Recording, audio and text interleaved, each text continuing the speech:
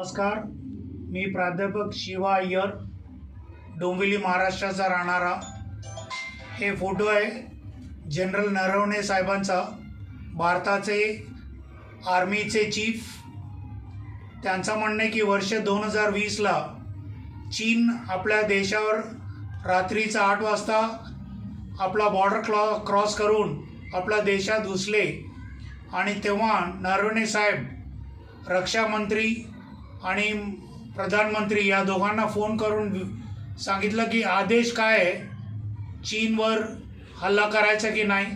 तर 2 तासासाठी तिकडनं काही आदेश आले नाही आणि 2 तासानंतर पंतप्रधान मोदींचा आदेश आला की तुमको जो उचित लगता है वो करो।